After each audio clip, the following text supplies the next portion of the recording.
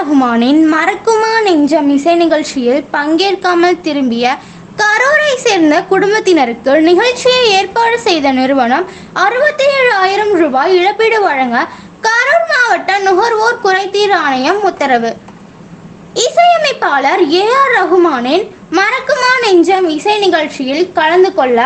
கரூரை சேர்ந்த அஸ்வின் மணிகண்டன் குடும்பத்தினர் செலுத்திய கட்டணத்தை திருப்பிக் கொடுக்காத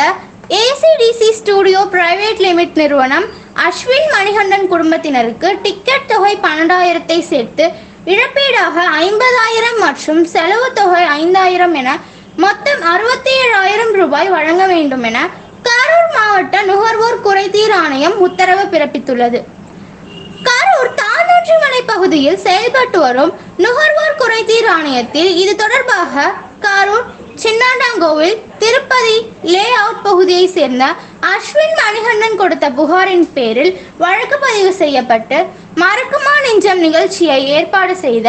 ஏசிடிசி ஸ்டுடியோ பிரைவேட் லிமிட் நிறுவனத்தின் தலைமை அலுவலகத்திற்கு அனுப்பிய அழைப்பாணையை பெற்றுக்கொண்ட அந்த நிறுவனம் நுகர்வோர் ஆணையத்தில் ஆஜராகி உரிய விளக்கம் அளிக்க தவறியதால் சேவை குறைபாடு என முடிவு செய்து கரூர் மாவட்ட நுகர்வோர் குறைதீர் ஆணையத்தின் தலைவர் பாரி மற்றும் உறுப்பினர் ரத்னசாமி இந்த ஆணையை பிறப்பித்துள்ளனர்.